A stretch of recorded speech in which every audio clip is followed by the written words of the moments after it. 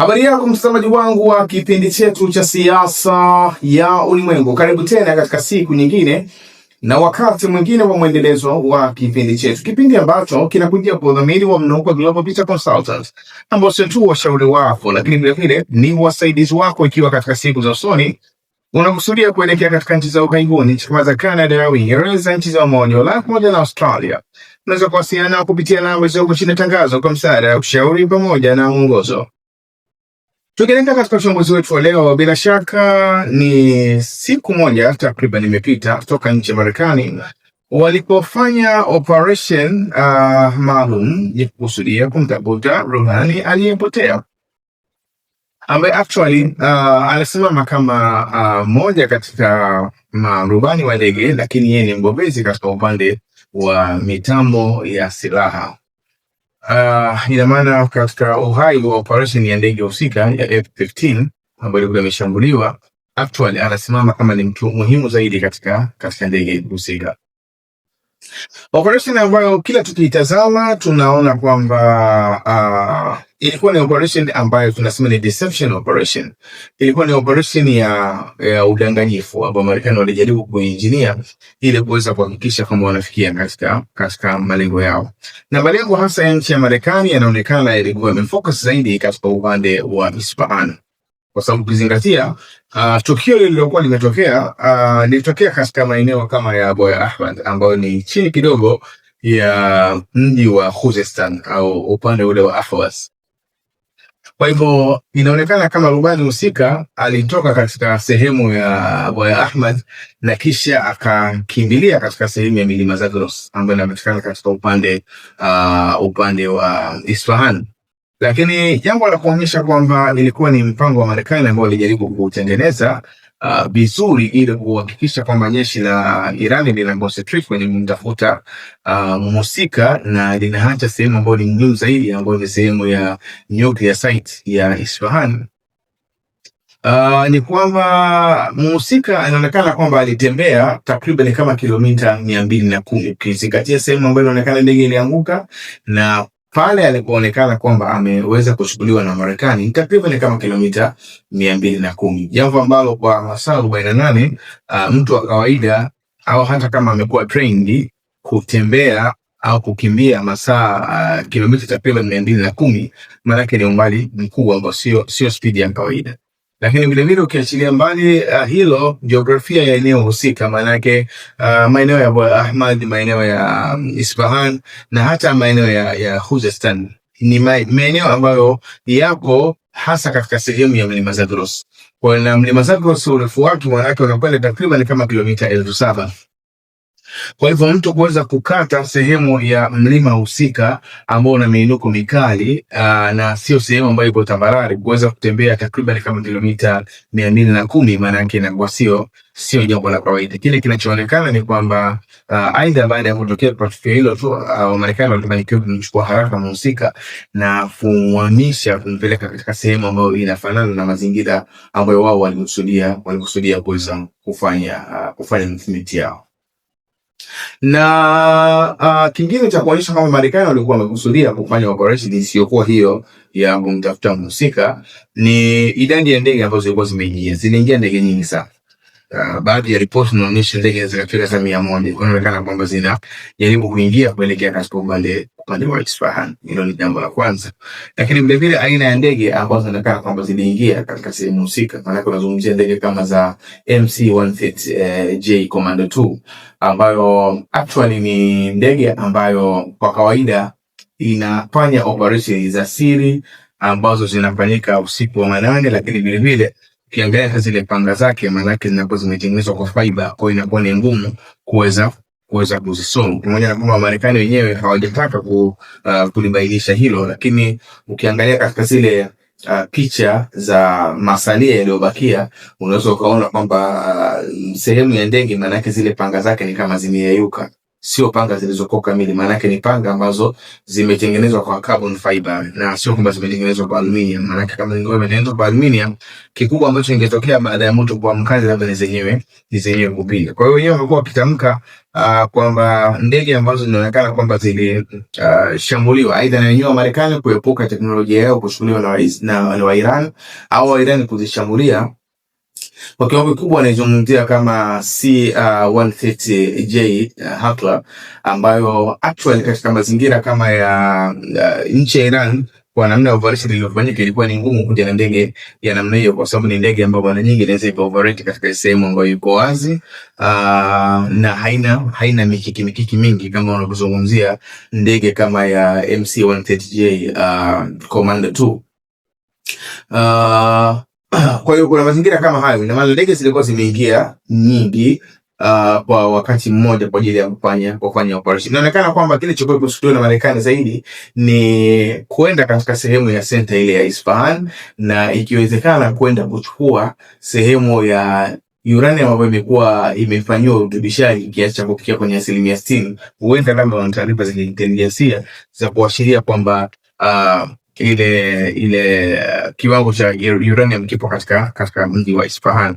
Lakini jambo lingine kuonyesha kwamba operesheni hii hasa haikuwa imemkusudia rubani aliyepotea, bali ilikuwa imekusudia kwenda kuchukua sehemu ya uranium ambayo imerekebishwa, ni umbali ambao walichagua wenyewe kwenda kujikusanya. Maana yake walikusudia sehemu ambayo ukilinganisha umbali wake na katika center ya Isfahan, maana yake ni takriban kama kilomita 50, wakati ukiangalia umbali ambapo alikuwepo mhusika, inaonekana kama ameangukia mhusika, ni umbali mkubwa zaidi ya kilomita 200, kilomita 300, jambo ambalo wa Marekani wenyewe wanapozungumza wanasema kwamba upande wa kusini mwa Isfahan maana yake kuna kiwanja cha ndege ambacho kimesahaulika, kwa maana kwamba hakifanyiwi kazi kwa muda mrefu, kwa hiyo hakina ulinzi, ni kama kimepoa bado, kama kimeachwa.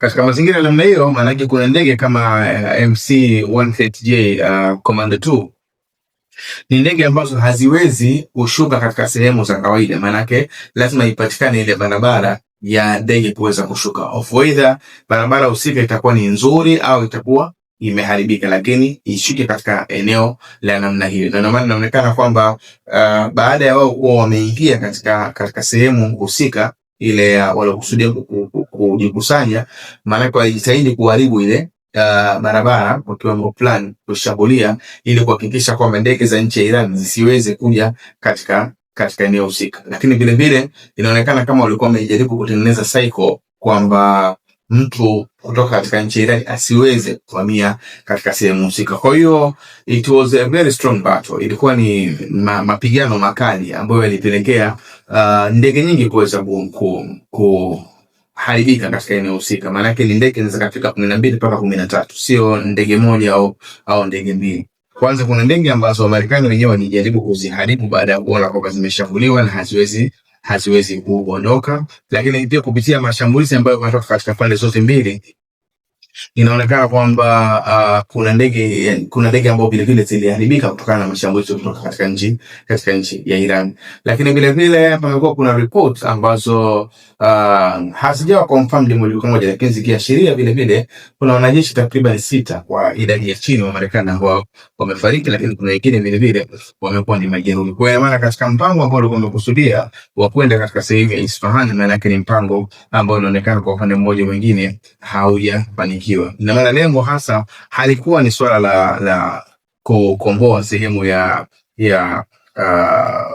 watu walioanguka na ndege, lakini inaonekana kwamba ni mpango ambao ulikuwa umeratibiwa vizuri. Lakini vile kuna ripoti ambazo zimetoka hivi karibuni zikiashiria kwamba rubani aliyekuwa anatafutwa ni mmoja katika marubani ambao walianguka na ndege pia katika nchi ya Kuwait.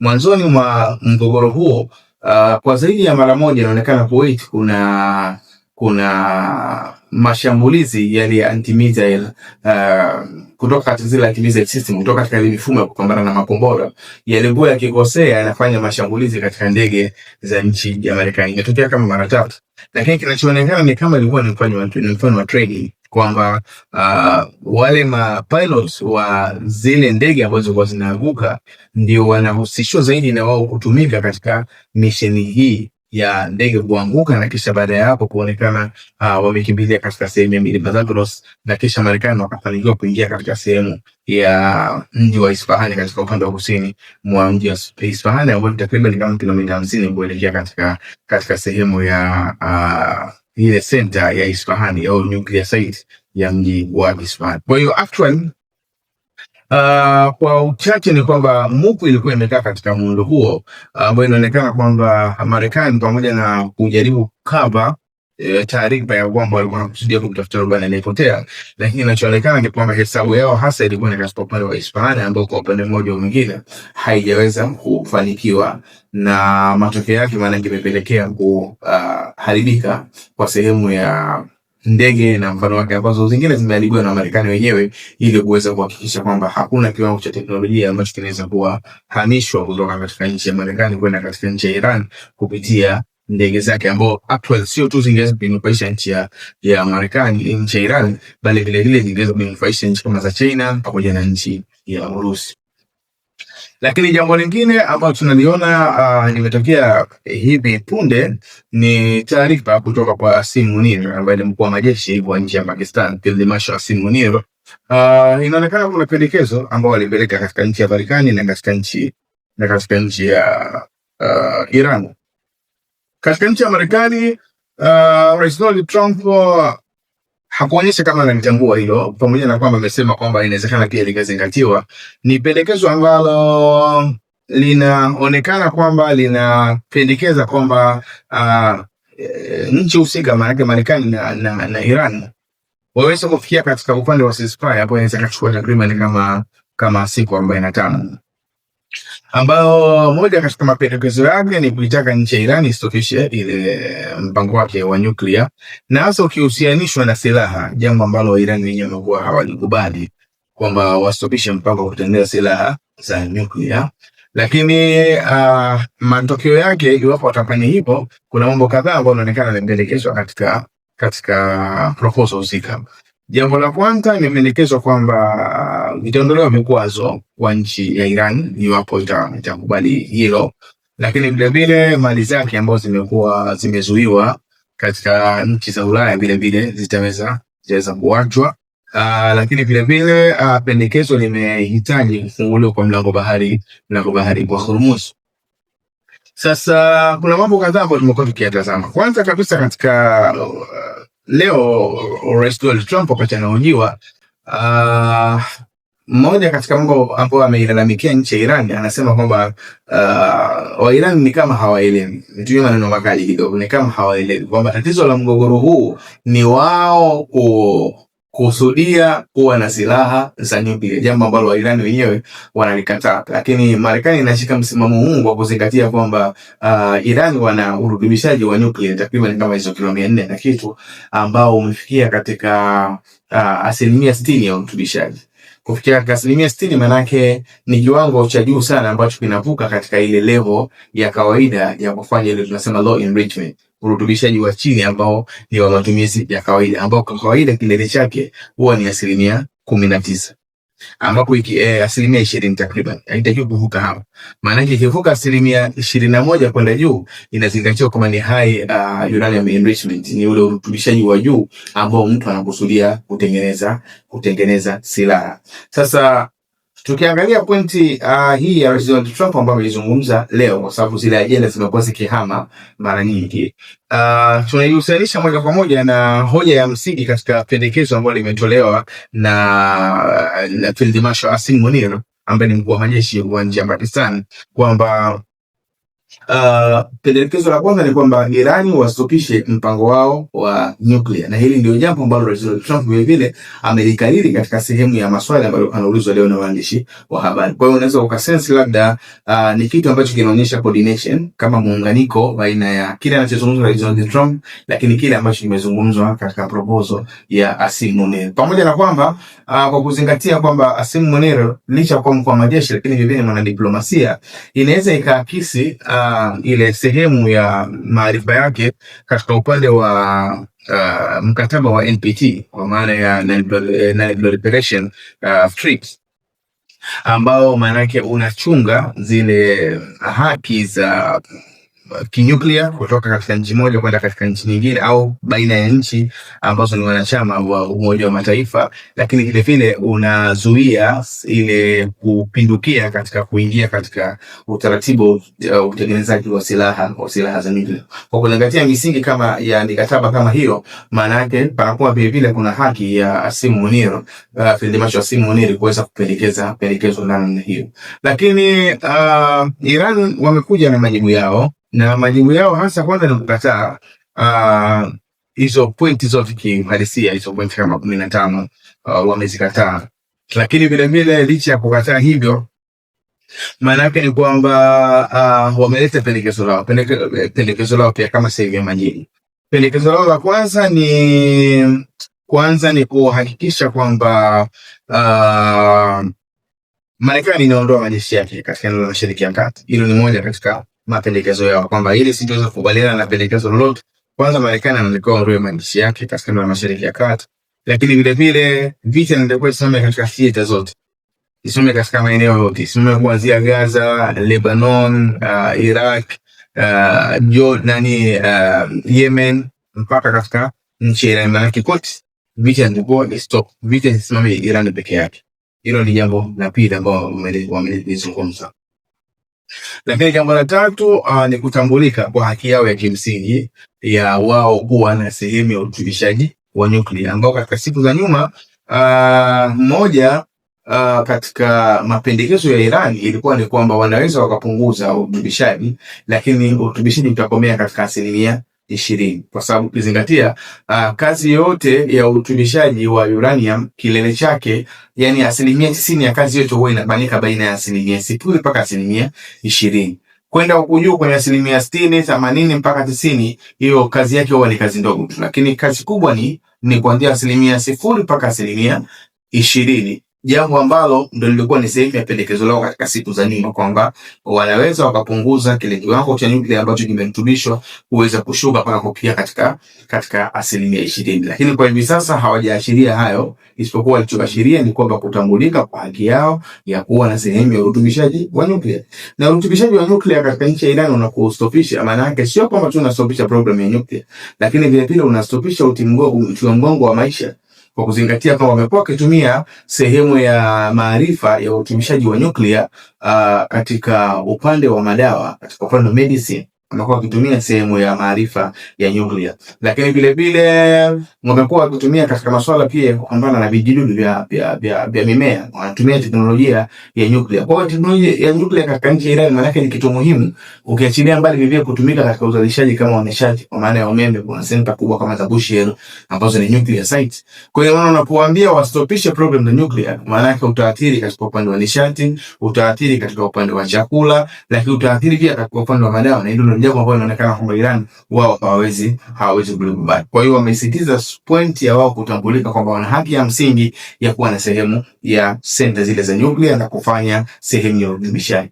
Lakini jambo lingine ni kwamba wamependekeza pia kuhusiana na mlango bahari wa Hormuz, kwamba ni lazima ifahamike kwamba Iran wana haki ya kucontrol sehemu ya mlango bahari wa Hormuz, lakini vile vile kuchaji kodi kwa kila anayepita katika mlango bahari wa Hormuz, kama inaofanyika katika baadhi ya maeneo kama kule Panama, inafanyika hivyo katika sehemu kama Bosphorus kule Uturuki, inafanyika hivyo. Kwa ina maana kama huko kote inaweza ikafanyika, basi na pale Iran na pale Hormuz nao wanaona kwamba inaweza ikafanyika.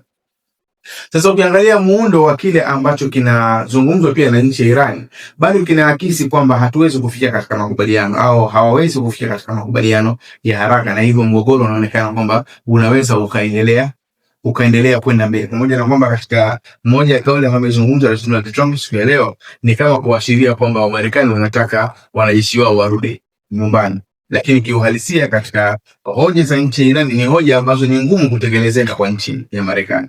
Na kama zinakuwa ni ngumu kutekelezeka kwa nchi ya Marekani, maana yake ni kwamba mgogoro hauwezi kuishi.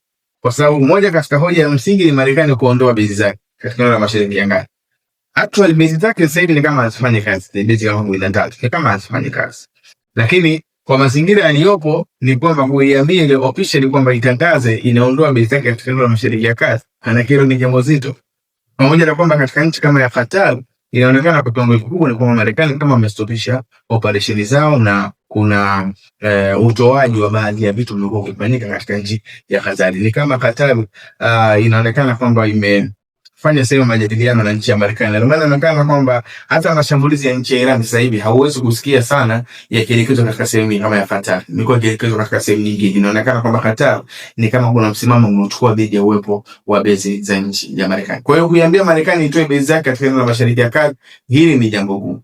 Lakini vile vile kuiruhusu nchi ya Iran ikontrol mlango bahari wa Hormuz kwa condition au kwa masharti ambayo inayaweka kwamba mtu akipita kama atumie pesa ya China ya yuan, hili pia ni jambo gumu zaidi kwa nchi ya Marekani, kwa sababu hayo wa matumizi ya dola katika eneo la Mashariki ya Kati ambalo lina influence upande wa sekta ya nishati ya dunia. Maana yake ni kwamba matumizi ya dola yanasaidia kuiongezea uwezo nchi ya Marekani kwenye kuweka vikwazo na vitu vingine.